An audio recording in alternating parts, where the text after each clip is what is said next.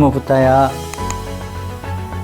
여러분 안녕하십니까? 한국 불교 문화의 아름다움에 대해서 배워보는 이번 강의실에 들어오신 것을 진심으로 환영합니다. 자, 한국 불교 문화는 어떤 의미를 가지고 있을까요?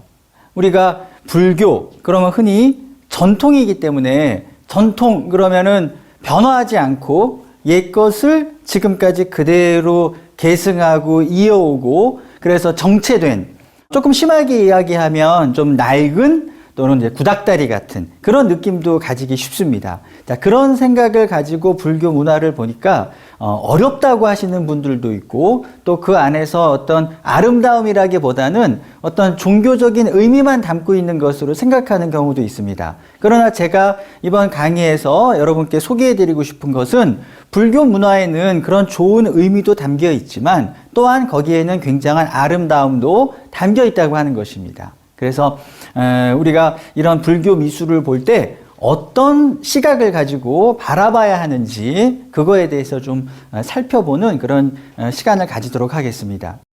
불교 미술의 가장 첫 작품은 무엇일까요? 우리는 절에서 제일 중요하게 생각하는 게 우선 불상, 부처님인데 사실 인도에서는 불상이 제일 중요한 것이 아니라 불탑, 즉 인도에서는 그것을 스투파라고 부르는데요. 이 스투파가 가장 중요한 불교 미술의 시작이었습니다.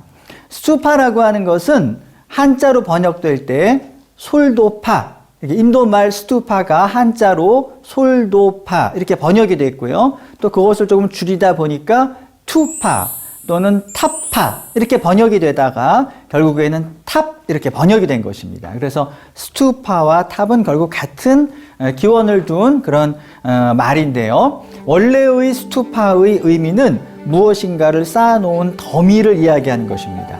그 더미라고 하는 건 뭐 돌을 쌓아놓은 경우도 있고 흙을 쌓아놓은 경우도 있는데요. 그렇게 돌무지 또는 흙으로 막 쌓아놓은 어떤 더미를 보면 우리는 제일 먼저 무슨 생각을 하게 되냐면 저게 무덤인가 보다 이런 생각을 하게 되지 않습니까? 바로 스투파라는 건 원래의 의미는 무덤이었습니다. 자, 불교 미술의 시작이 이런 무덤에서 시작된 이유는 바로 부처님께서 열반에 드시면서 이 부처님의 장례를 위해서 이런 그 스투파를 세워달라는 그런 유언을 남기셨기 때문입니다.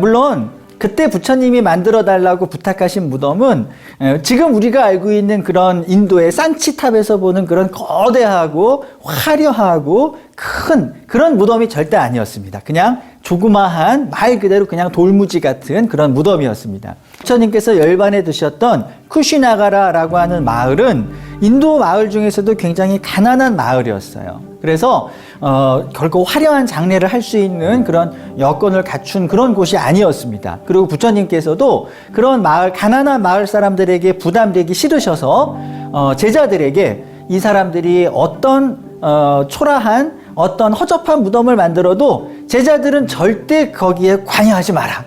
만약에 관여하라고 그랬으면 제자들이 어떻게 여러 스님들이 어떻게 하셨을까요? 아니 우리 부처님이 어떤 분인데 화장할 때 장작도 좀 좋은 장작 쓰고 그리고 기름도 좀 좋은 기름 쓰고 그래야 되는 거고 스투파 쌓을 때도 좀 더 화려하게 크게 이렇게 막 쌓아야지. 이 부처님이 어떤 분이신데 그렇게 이렇게 막 대접합니까? 막 관여를 할 거 아니겠습니까? 그러니까 일절 관여하지 못하도록 막으셨던 겁니다. 그래서 그런 조그마한 무덤을 만들어 달라고 부탁을 하셨던 것이죠. 자, 그런데 아까 말씀드렸던 것처럼 아예 그냥 안 만들면 제일 편했을 텐데 왜 굳이 부처님은 그런 무덤을 작게나마 만들어 달라고 하셨을까? 거기에서 우리는 불교 미술의 존재 이유를 확인할 수 있습니다. 자, 사실 인도 사람들에게 있어서 가장 큰 공덕이라고 하는 것은, 그러니까 공덕 착한 일이죠. 그런 가장 큰 착한 일이라고 하는 것은 종교 수행자에게 밥을 대접하는 일이었습니다. 공양이라고 하죠. 그 당시에 먹고 사는 일이 굉장히 중요했기 때문에 종교 수행자들이 밥 먹는 것을 걱정하지 않고 오로지 수행에 전념할 수 있도록 도와주는 거, 그게 인도 사람들에게는 가장 큰 공덕이었습니다. 가난한 사람들조차도, 심지어는 노예라든가 불가촉 천민이라든가 이런 아주 가난한 사람들도 이런 종교 수행자에게 밥을 대접함으로 인해서 그 공덕으로 자신에게 복이 찾아오고 더 나아가서는 다음 생애에 더 훌륭한 계급의 사람으로 태어날 수 있다라는 믿음이 있었던 것입니다. 자, 그런데 인도의 종교 수행자들이 쉽게 얘기하면 점점 이제 배가 부르기 시작한 거죠. 가난한 사람들이나 불가촉 천민이나 노비가 주는 그런 밥은 굳이 얻어먹지 않아도 귀족이나 또 같은 브라만의 가족들이 주는 밥으로도 충분히 먹고 살만해지게 되니까 더 이상 가난한 사람들의 식사 공양은 받지 않게 되는 겁니다. 그래서 이 인도 사람들에게는 종교 수행자에게 밥을 제공하는 것이 가장 큰 공덕이었는데 그만 그 길이 끊어지게 된 것입니다. 그것을 다시 이어준 분이 바로 석가모니 부처님이셨습니다. 부처님은 굉장히 가난한 사람들 마을에 일부러 찾아가셔서 탁발하고 그들이 주는 밥을 먹고 그리고 같이 이야기 나누면서 가난한 사람들에게 희망과 꿈과 또 공덕을 쌓을 기회를 주셨던 것입니다.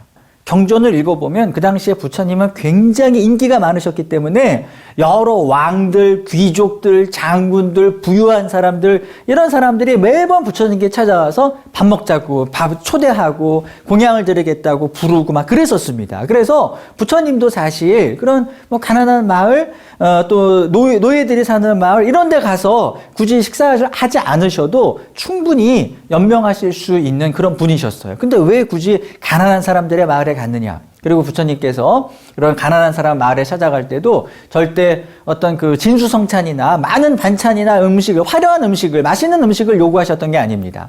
여러분 보시면은 TV 프로 중에 인기 연예인들이 이렇게 저녁 시간에 집에 찾아가서 문을 두드리고 같이 식사할 수 있을까요? 한 끼만 주십시오. 이렇게 막 식사하고 그런 프로를 아마 많이 보셨을 겁니다. 근데 그때 보통 사람들이 흔쾌히 들어오라고 하는 분들도 있지만 준비가 안 된 사람들은 지금 저 밥하고 김치밖에 없는데요? 아니면은 라면 먹으려고 그랬는데요? 이렇게 초대하기를 좀 꺼려하죠. 그럴 때 그 연예인분들이 뭐라고 하나요? 괜찮습니다. 밥과 김치면 최고죠. 한국 사람의 그거면 최고죠. 라면이면 되는 거예요. 젓가락 하나만 더 놓으면 되는 건데요. 하면서 들어가서 같이 식사하면서 좋은 이야기도 나누고 좋은 경험도 만들어주고 하는 그런 프로 있지 않습니까? 마치 부처님이 그런 역할을 하셨던 거예요. 가난한 사람들이 막 힘들게 그냥 겨우 한 끼 한 끼 연명하고 있을 때 갑자기 슈퍼스타인 부처님께서 나타나셔서 같이 식사합시다. 그럼 이 사람도 처음에 놀랐겠죠. 아니, 우리가 주는 밥 이거 다 흰김치, 이런 그 식은 밥, 찬밥, 딱딱하게 굳은 밥 이런 거밖에 없는데 이런 거라도 저분이 드실까? 하고 이야기했더니 부처님은 괜찮습니다. 같이 식사합시다. 그러면서 앉아서 부처님이 깨달으셨던 내용. 어떻게 하면 행복해질 수 있는가? 그리고 이런 가난한 사람조차도 행복해질 수 있는 어떤 그 가르침, 그런 희망을 주고, 그리고 부처가 되거나 깨달음을 얻는 건 종교 수행자만 하는 것이 아니라 여러분들이 비록 노예고 또는 불가촉 천민일지라도 이렇게 하면 여러분들도 깨달음을 얻을 수 있습니다라고 하는 그런 파격적인 가르침을 주셨던 것입니다. 자, 그런데 부처님께서 열반에 드시면서 걱정하셨던 것은, 자, 그렇게 부처님은 우리같이 가난한 사람들의 밥도 받으신데 우리도 부처님께 식사 대접할 수 있대. 다 부처님이 오시기를 기다리고 있고, 부처님이 오시면 이번엔 내가 저녁을 모셔야지. 그리고 막 기다리는 사람들이 너무나 많은데 부처님이 열반에 드시게 된 겁니다. 부처님은 다른 걸 걱정하신 게 아니라 이렇게 자기만 오기를 기다리고 있는, 그래서 어떻게 하면 부처님께 식사라도 한번 대접할 수 있을까라고 기다리는 많은 중생들이 부처님이 세상에 더 이상 안 계심으로 인해서 그런 기회를 가질 수 없다는 어떤 절망감을 느끼는 거, 그거를 걱정하셨던 겁니다. 그래서 작게나마 부처님의 사리를 모신 수투파를 만들고 그 수투파 앞에 음식을 갖다 놓으면 그게 곧 내가 살아있을 때 나에게 밥을 대접한 것과 똑같은 공덕이 될 것이다 라고 하는 이 사람들에게 마지막 희망을 남겨놓고 가신 것이죠. 사실 그렇게 만들어 놓으심으로 인해서 그 이후에 많은 사람들이 그 스투파 앞에 공양을 하기 시작했습니다. 자, 그 공양은 결국은 누가 받았을까요? 아마 부처님이 열반에 드신 다음에는 그 공양을 전부 부처님 제자들이 받았겠죠. 어떻게 보면 부처님은 열반에 드시면서 이후에 제자분들이 끊임없이 먹고 살 수 있는 경제적 기반을 만들어 놓고 가신 겁니다.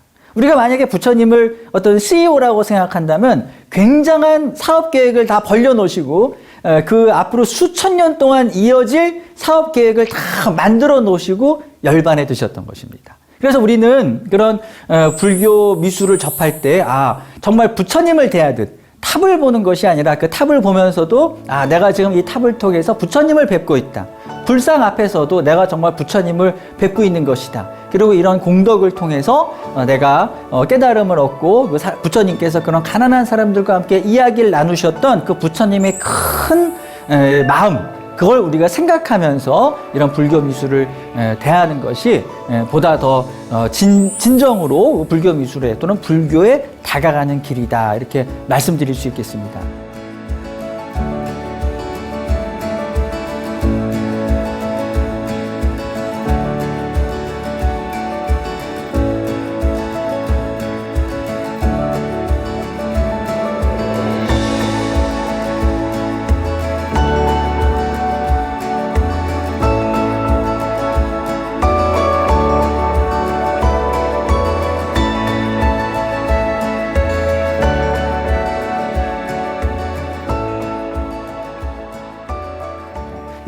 우리 주변에서 볼 수 있는 스투파, 즉 탑이라고 하는 것은 일반적으로 우리가 인도에서 보는 탑하고는 많이 다르게 생겼습니다. 그래서 스투파가 탑이라는데 왜 모양은 저렇게 다르지라고 생각하실 수도 있는데, 자, 우리나라에도 인도의 스투파처럼 생긴 그런 탑이 있습니다. 가장 대표적인 예로 바로 통도사 금강계단이죠. 바로 이곳은 어떤 곳이냐 하면 부처님의 진신사리를 모신 탑입니다.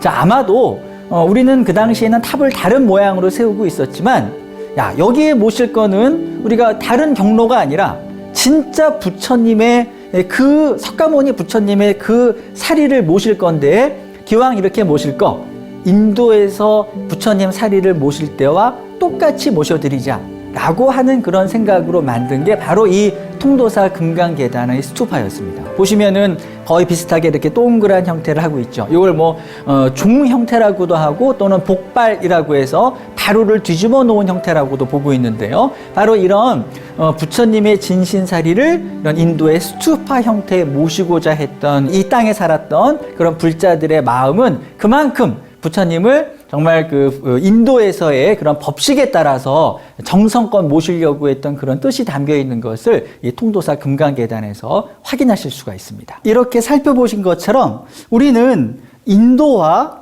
또 우리나라가 굉장히 멀리 떨어져 있는 나라처럼 생각하고 있지만, 사실은 불교는 분명히 인도에서부터 건너온 것이고요. 그것이 건너오는 동안에 부처님의 가르침만 건너온 것이 아니라 그것과 함께 많은 시각, 미술, 문화 이런 게 함께 건너왔던 것입니다. 지금 보신 것처럼 인도의 스투파와 우리나라의 탑은 굉장히 달라 보이지만, 우리나라 탑 중에서도 가장 중요한 탑 중에 하나인 통도사 금강계단은 이처럼 인도의 스투파 형태를 본따서 만든 것입니다.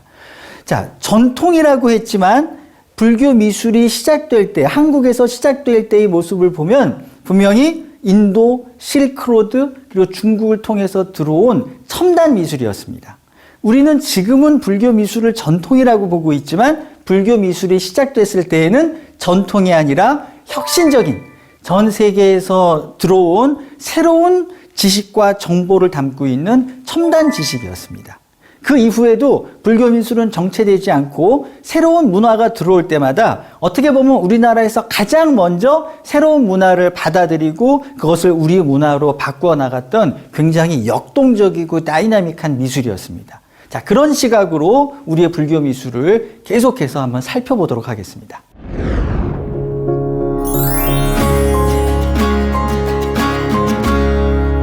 지금 보시는 것은 인도의 마르후트라고 하는 어떤 탑을 장식하는 불교 조각이었습니다. 부처님께서 도리천에 올라가셨다가 하늘에서 지상으로 이어진 계단을 따라서 내려오시는 장면을 조각해 놓은 것인데, 다른 사람들은 굉장히 많은 등장인물들이 조각이 되어 있지만 진짜 중요한 부처님은 이 계단에 표현되어 있지 않습니다. 오로지 맨 위에 부처님의 발자국, 맨 아래에 부처님 발자국 하나, 이렇게 해서 저 위에서 아래로 내려오셨다라고 하는 것만 암시적으로 표현하고 있지 부처님은 표현되지 않고 있습니다.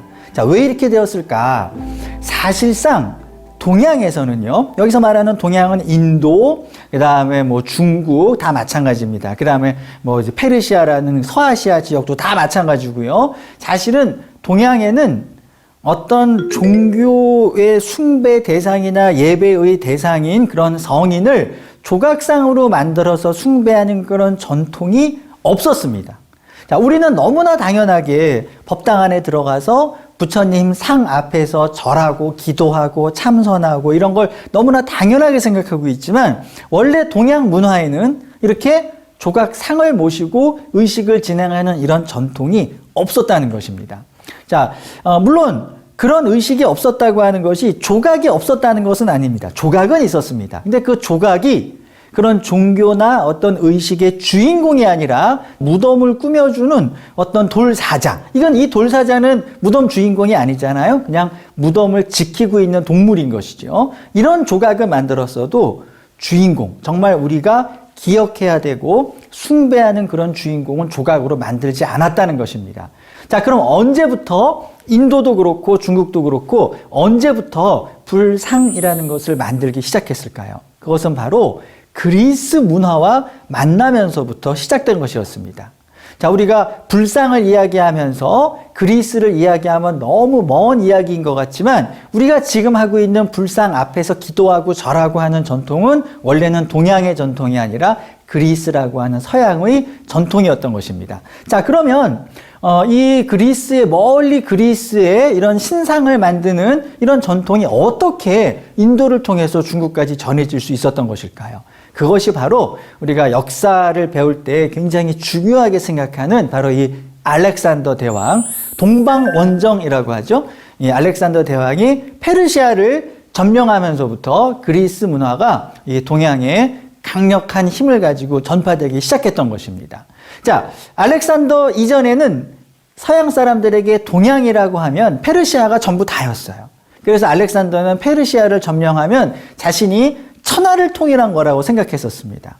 그런데 막상 페르시아를 점령하고 나니까 페르시아 사람들이 우리가 다가 아니고 우리 쪽에서 동쪽으로 더 가면 인도도 있고 중국도 있고 더 넓은 세상이 펼쳐지기 때문에 알렉산더 대왕이 세계를 정복한 것은 아직 아닙니다 라고 이야기하니까 이제 알렉산더 대왕이 자존심이 상했겠죠. 뭐 내가 페르시아까지 정복했는데 기왕 이렇게 시작한 거 더 동쪽으로 가서 아예 정말로 세계를 정복해버려야지 하고 시작했던 동방원정이 페르시아에 이어서 인도까지 이어지게 됐던 것입니다. 자, 물론 이 원정에서 알렉산더 대왕은 결국은 인도를 정복하지 못하고 페르시아로 다시 돌아가는 길에 사망하게 됩니다. 그러나 당시에 이 헬레니즘 문화가 페르시아에 전해지고 그것이 다시 인도까지 전해지면서 이 인도 사람들도 이런 서양 문화에 대해서, 그리스 문화에 대해서 많이 알게 되었고, 그리고 그 알렉산더 대왕이 남겨놓은 그리스의 군인들로 인해서 그리스 문화가 점차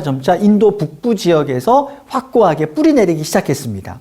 인도 북부 지역의 그리스 문화를 인도 본토 안으로 깊숙하게 가지고 들어온 사람이 바로 아쇼카 왕입니다. 이 왕은 특히나 불자님들께는 불교를 처음으로 말하자면 인도의 국교라고 할까요? 국교의 수준까지 끌어올렸던, 그래서 본인 스스로가 불교를 굉장히 독실하게 믿음으로 인해서 불교가 인도에서 더 발전하는 그 큰 계기를 마련했던 그런 왕으로 알려져 있습니다. 자, 그런데 이 아쇼카 왕은 불교만 좋아했던 것이 아니라 이런 외래 문화, 그 당시로 말하자면 서양 문화죠. 이런 그리스 문화를 굉장히 좋아했었습니다. 그래서 이 아쇼카 왕이 인도의 여러 부처님의 행적을 찾아다니면서 여기가 부처님이 이런 곳을 태어나셨던 곳이구나, 여기가 부처님께서 처음 설법하셨던 곳이구나, 여기가 부처님께서 열반에 드셨던 곳이구나, 이런 장소를 다 찾아다니면서 그 장소가 영원히 잊혀지지 않기를 바라는 마음에 기념비를 세웠던 겁니다. 지금 보시면 이제 스투파 앞에, 둥그런 스투파 앞에 돌기둥이 세워져 있죠. 이게 바로 아쇼카 왕이 세웠던 기념비입니다. 자, 그리고 긴 돌기둥 위에 이렇게 사자가 올라가 있는데요. 자, 이걸 아쇼카 왕 석주, 즉 아쇼카 왕의 돌기둥이라고 부릅니다. 자, 왜 아쇼카 왕은 여기가 부처님이 뭔가 큰 일을 하셨던 곳이다라는 것을 기념할 때 왜 저런 형태의 기념물을 세웠던 것일까요? 그냥 명판을 세울 수도 있는 거고, 아니면 뭐 석비 같은 걸 세울 수도 있고, 여러 가지 방법이 있었을 텐데 왜 아쇼카 왕은 저런 돌기둥 형식의 기념물을 세우려고 했던 것일까요? 저런 돌기둥의 전통은 그 기원을 거슬러 올라가 보면 저 멀리 어떤 서양 문화의 발상이라고 할 수 있는 이집트의 오벨리스크라고 하는 돌기둥을 세우는 것에서부터 시작해서 그것이 그리스로 전해져서 그리스 사람들은 저렇게 무덤 앞에 저런 묘비를, 돌기둥처럼 생긴 묘비를 세웠습니다. 그 위에는 뭐가 올라가 있죠? 스핑크스라고 부르는 그런 사자 형태의 조각상이 올라가 있죠. 바로 돌기둥과 그 위에 올라가 있는 사자 조각상이라고 하는 것은 이집트에서 시작해서 그리스를 통해서 그리고 로마 문화를 거쳐서 인도로 전해졌던 그런 문화인 것입니다. 그래서 우리는 이런 이집트, 그리스를 통해서 인도에 전해진 이런 돌기둥 문화, 그리고 그런 돌기둥을 통해서 어떤 역사적인 장소를 기념하고자 했던 그런 아쇼카 왕의 의지를 읽어볼 수 있습니다. 자, 그리고 이런 돌기둥은 그대로 중국으로도 전해졌습니다. 특히 중국에선 불교를 열심히 믿었던 중국 남북조 시대의 양나라의 양무제, 바로 달마대사께서 인도에서 중국으로 건너왔을 때 바로 이 양무제가 다스리는 양나라에 건너오셨었죠. 바로 이 독실하게 불교를 믿었던 양나라에서 그런 황제의 무덤을 기념하기 위해서 마치 저런 그리스의 돌기둥 같은, 또는 아쇼카 왕의 돌기둥 같은 그런 돌기둥으로 황제의 무덤을 이렇게 기념하고 있는 모습을 볼 수 있습니다. 자, 저런 문화가 그대로 한국에도 전해졌던 것입니다. 자, 한국에 아쇼카 왕의 석주가 있을까요? 혹시 한국에서 아쇼카 왕의 석주를 보신 적이 있으십니까? 아마 처음에는 못 본 것 같은데 한국에는 저런 석주가 없지라고 생각하실 수도 있습니다. 그런데 가만히 보시면 한국의 사찰에는 당간이라고 해서 여기부터가 절입니다 라고 하는 것을 알리는 그런 기둥이 세워져 있었습니다. 물론 그 기둥은 많은 경우 없어지고 지금 보시는 굴산사지처럼 그 기둥을 세웠던 돌 기둥만 남아있는 경우가 많습니다. 그래서 기둥은 당간, 그리고 기둥을 받치고 있는 저런 돌기둥을 당간지주라고 부르는데요. 아마 당간지주는 여러분들이 많이 보셨을 겁니다. 자, 아주 드물게 당간지주와 함께 당간도 남아있는 경우를 보실 수 있는데요. 이런 청주에 남아있는 이런 당간을 보시면 마침 그 재료가 철이었기 때문에 오랫동안 남아있을 수 있었던 것 같습니다. 보통은 나무로 만들죠. 나무로 만든 건 금방 썩거나 없어지거나 했지만 이렇게 철이나 또는 돌로 만든 당간 같은 경우는 오랜 기간 지금도 남아있는 것들이 몇 예가 있습니다. 자, 지금 보시면 어떻게 생겼습니까? 기둥처럼 생겼죠. 자, 이런 기둥이 어디서 온 것이냐 따지고 보면 아쇼카 왕의 석주를 통해서 들어온 한국 불교의 상징인 것입니다. 그리고 그런 아쇼카 왕 석주가 사실은 헬레니즘 문화를 통해서 인도에 들어온 것이었기 때문에 우리나라의 당간도 시각을 넓게 보면 결국은 우리의 불교 문화가 어떻게 알렉산더 대왕의 헬레니즘 문화와 연결되어 있는가라고 하는 것을 알려주는, 즉 우리 불교 문화와 불교 미술이 얼마나 국제적인 미술이었는가라는 것을 보여주는 그런 자료라고 할 수 있겠습니다. 자, 지금 보시는 것처럼 인도 불교 미술과 한국의 불교 미술은 같은 점도 있고 다른 점도 있습니다. 그대로 지켜진 것도 있고 변화된 것도 있습니다. 어떻게 보면 불교는 너무 똑같이 그대로 유지하는 것만이 아니라 다양하게 변화하면서도 원래의 뜻을 그대로 담고 있었기 때문에 불교라고 하는 어떤 공통적인 그런 네트워크를 형성할 수 있었다고 할까요? 그게 우리가 다양한 사회에 적응하면서도 원래의 정체성을 지키고 있었던, 그래서 더 넓게 퍼질 수 있었던 어떤 불교의 힘을 이 불교 미술을 통해서도 한번 엿볼 수 있는 것입니다.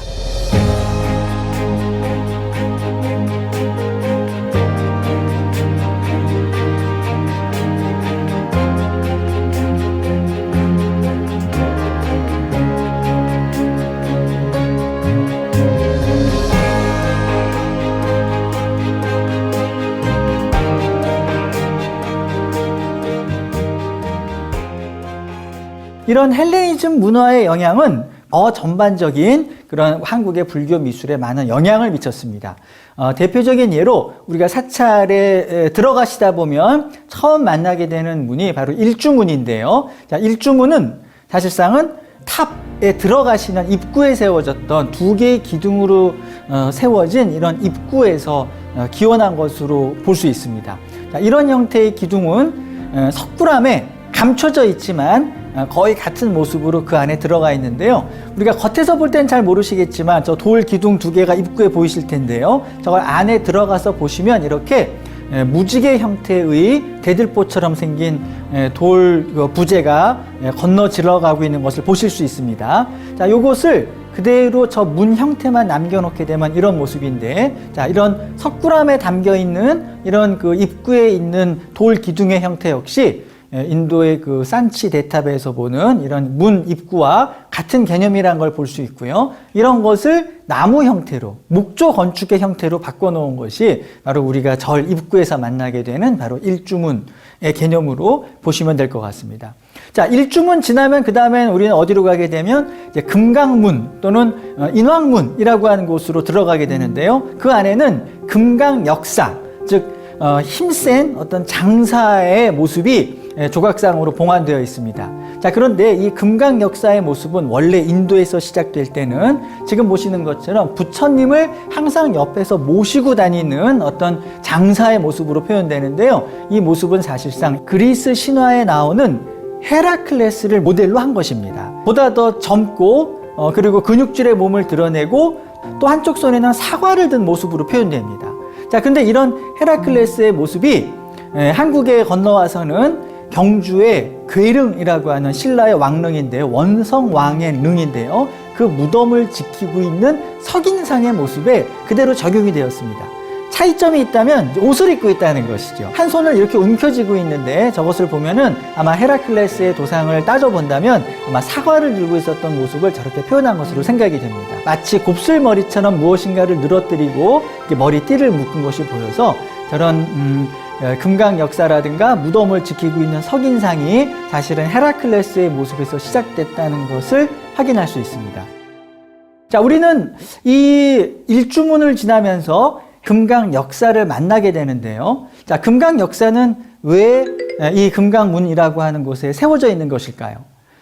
어떤 분들은 헤라클레스가 힘이 센 장사이니까 이런 금강 역사가 부처님을 지키는 일종의 보디가드다, 이렇게 설명하는 분들이 많이 계십니다. 보디가드인 이 금강 역사가 부처님을 지켜주는 그런 이야기를 혹시 경전에서 보신 적이 있으신가요? 없습니다. 부처님은 보디가드가 필요 없는 분이셨어요. 누군가가 해치고 싶다고 해서 해칠 수 있는 그런 분이 아니었어요. 누군가가 만약에 부처님을 해치기 위해서 화살을 쐈다. 그러면 그 화살을 금강 역사가 몸으로 막는 게 아니라 화살이 막 날아오다가 사람들이 막 걱정하는데 어떡하지 하고 걱정할 때 화살이 날아오다가 부처님 1m 앞에서 갑자기 장미꽃으로 바뀌는 거예요. 그리고 부처님 옷에 탁 꽂히는 거죠. 그럼 부처님은 그냥 냄새만 향기를 맡으면서 장미꽃 향이 참 좋구나, 그러고 그냥 가시면 되는 거예요. 또 어떤 때는 부처님이 산길을 가고 있을 때 부처님을 해치기 위해서 바위 덩어리를 굴린 사람이 있었어요. 바위가 막 굴러 떨어질 때도 사람들이 막 걱정했지만 금강 역사가 나서서 그 바위를 막아준 것이 아니라 바위가 부처님 머리에 떨어지기 직전에 산산이 가루가 됐어요. 그러면서 그 가루들이 전부 꽃잎으로 바뀌면서 부처님 가시는 길에 꽃잎이 쫙 흩날리는 겁니다. 그럼 부처님은 그냥 사뿐히 지려밟고 그냥 가시면 되는 거였어요. 그렇기 때문에 부처님을 누가 해칠 수 있다? 그거는 경전에서는 오히려 부처님을 더 높이 평가하고 있기 때문에 그런 일은 없었습니다. 자, 그러면 진짜 금강 역사가 가지고 있는 의미는 무엇일까요? 그것은 바로 부처님의 설법의 위력입니다. 왜 금강저, 즉 다이아몬드 몽둥이를 들고 있느냐? 금강저, 다이아몬드는 어떤 물건입니까? 어떤 물질이죠? 세상에서 가장 단단한 물질입니다. 어떤 것이든 깨뜨릴 수 있는 그런 물질이 바로 다이아몬드입니다. 부처님의 설법이 그랬다는 것입니다. 누군가가 막 고집을 부리고 부처님 말씀을 안 듣고 싶고 예전의 브라만들의 이야기 또는 예전의 어떤 가르침을 막 고집스럽게 믿고 있을 때 부처님께서 설법을 하면 그런 단단하게 가지고 있었던 고정관념, 선입관, 그리고 이런 고집들이 마치 다이아몬드 몽둥이로 내려친 것처럼 다 산산이 부셔지면서 그런 고정관념을 없애고 부처님의 말씀을 있는 그대로 받아들이는 그런 마음으로 바뀌었다. 그게 바로 부처님의 설법의 위력입니다. 그래서 우리는 이 금강문을 지날 때 금강 역사를 보면서 어떤 마음가짐을 가져야 되느냐. 아, 마음을 비우고 가야 되겠다. 내가 여기 들어오기 전에 가지고 있었던 여러 가지 고집 또는 아직 놓지 못하고 붙잡고 있었던 그런 생각, 꼭 뭐가 돼야 돼. 내가 부처님한테 가면 꼭 이걸 기도 드릴 거야. 꼭 소원을 이뤄달라고, 이것만은 꼭 소원을 이뤄달라고 부탁드릴 거야. 라는 고집을 가지고 들어가지 않겠습니까? 그러나 금강문을 들어서는 순간에 모든 것을 다 녹이고 깨뜨리고 완전히 빈 마음으로 부처님 말씀을 온전히 받아들일 수 있는 그런 비어있는 마음으로 부처님께 다가가는 일종의 공기청정기의 필터라고 보시면 돼요. 우리의 나쁜 생각들, 막 고집들을 이 필터를 통해서 걸러내고 깨끗한 마음으로, 비어있는 마음으로 부처님 앞에 나아가는 그런 필터의 역할을 해주는 게 바로 이 헤라클레스, 금강 역사의 진정한 역할입니다.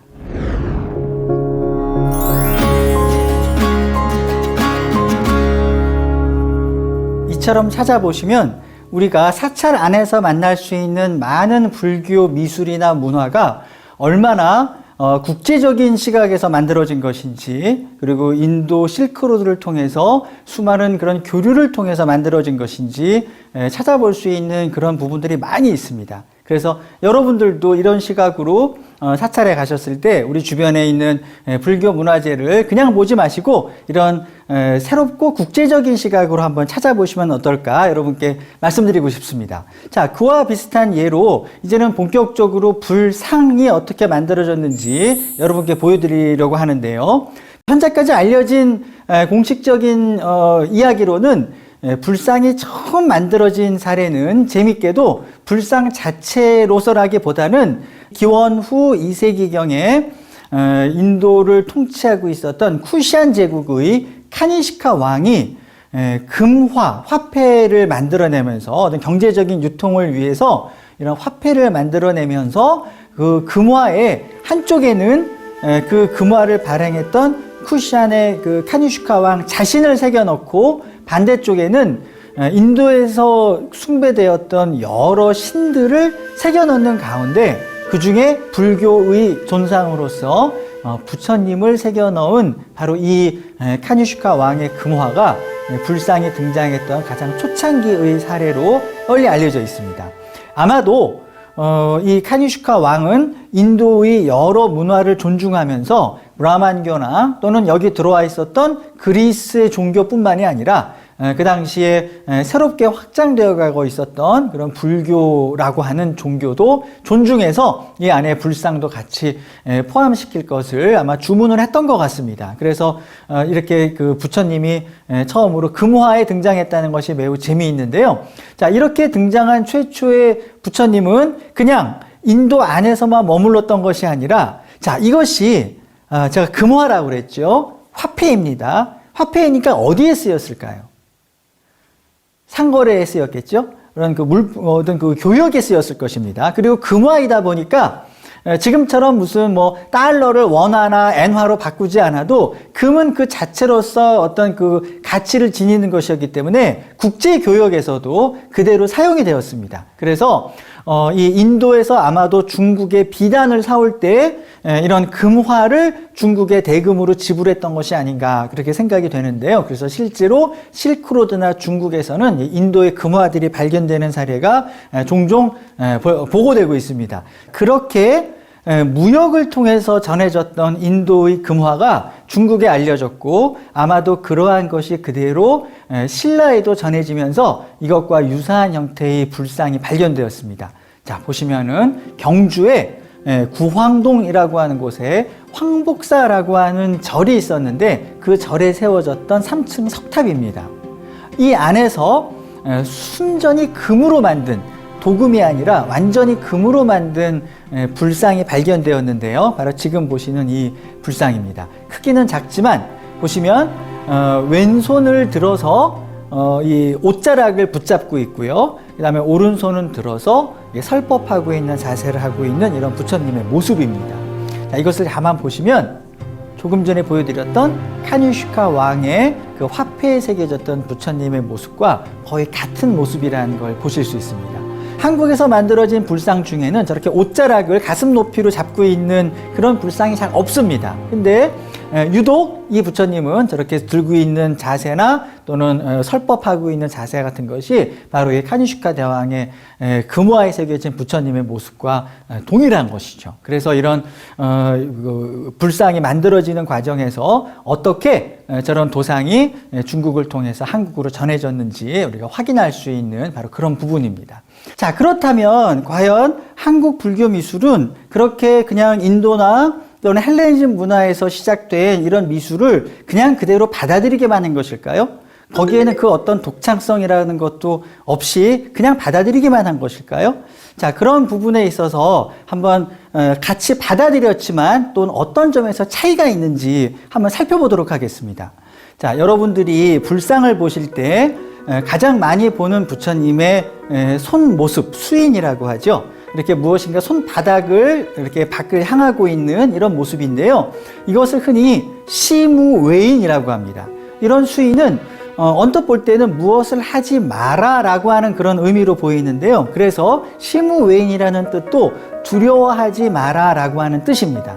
자, 그런데 이런 수인은 어디에서 시작된 것일까? 이거 역시 가만히 생각해 보고 그 기원을 올라가 보면은요, 로마 시대의 황제들이 저런 손을 이렇게 앞으로 내밀고 있는 그런 자세를 많이 볼 수 있는데요. 저런 도상을 아들로쿠티오라고 해서 황제를 나타내는 손 모습입니다. 자, 저런 수인은 원래 어떤 의미로 쓰였냐면 사람들이 많이 모여서 황제의 연설을 들으려고 할 때 막 황제 만세 막 사람들이 막 환호하고 있지 않겠습니까? 그때 황제가 연설하려고 올라와서 자, 이제 내가 얘기할 테니까 자, 그만 진정하세요, 조용히 하세요 라고 하는 수인도 있고요. 그 다음에 두 번째 의미는 정복민들을 정복한 다음에 자비를 베풀기 위해서 두려워하지 마라, 내가 너희들의 항복을 받아주겠다, 이런 의미도 담고 있습니다. 그 대표적인 예가 바로 그 로마의 유명한 황제 마르쿠스 아우렐리우스의 청동 기마상이 가지고 있는 자세입니다.